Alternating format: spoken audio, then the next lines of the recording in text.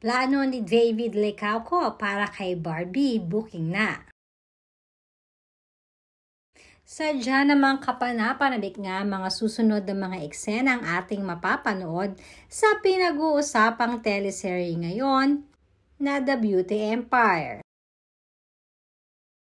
Madami nga ang paniguradong makaka-relate sa story nito dahil napaka-timely para sa mga nangyayari ngayon.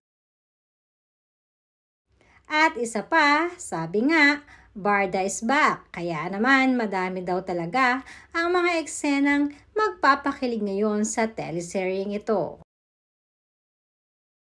Maging si Rufa Gutierrez nga ay na-excite sa naging pagpapakita ni David na makakasama na nila sa teleserye.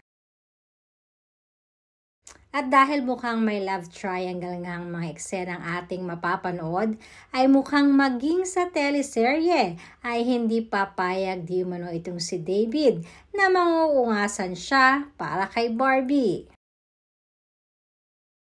Dahil sa totoo lamang biru-biruan sa set nang mukhang gusto na daw talagang bakuran ni David itong si Barbie ngayon pa lamang. Dahil na rin sa mga napakaraming nagpaparamdam ngayon sa dalaga.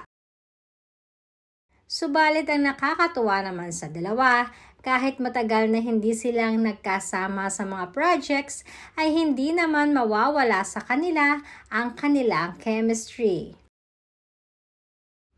Yung tipong kahit wala silang sinasabi, ay marami ang kinikilig.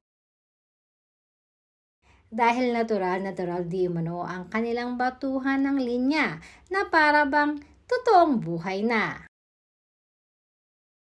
Biruan tuloy sa set na mukhang pang totoong buhay ang mga linyahan ng dalawa.